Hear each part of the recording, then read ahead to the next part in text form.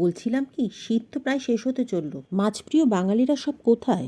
এই শীত শেষ হওয়ার আগে একবার এই রেসিপিটা একটু ট্রাই করবেন না?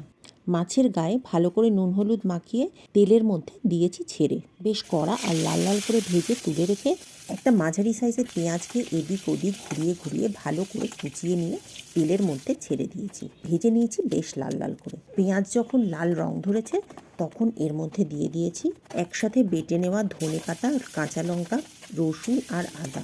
মশলার জল শুকিয়ে এবার দিয়েছি কিছু বেসিক গুঁড়ো মশলা। দিয়েছি স্বাদ মতো নুন, 1 চা চামচ শুকনো লঙ্কার গুঁড়ো আর 1/4 চামচ হলুদের গুঁড়ো।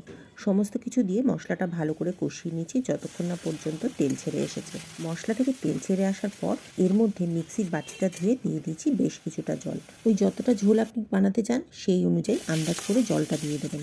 এর কোনো মাপজোক আলাদা করে কিছু নেই। জল দিয়ে ঢাকনা চাপা দিয়ে মিডিয়াম ফ্লেমে ঝোলটা তৈরি করে নেব। ঝোলটা তৈরি হয়ে যাওয়ার পর মাছগুলো একে একে এর মধ্যে দিয়ে দেবো, সাথে দেবো 2টো চেরা কাঁচা লঙ্কা। ভেটকি মাছ কিন্তু খুব নরম মাছ, আগে ভাগে জলের সাথে আবার মাছগুলো ছেড়ে দেবেন না। বেশি ফোটালে মাছগুলো কাঁটা থেকে বেরিয়ে আসবে আর সব মাছ ভেঙে যাবে। আর এই কারণের জন্যেই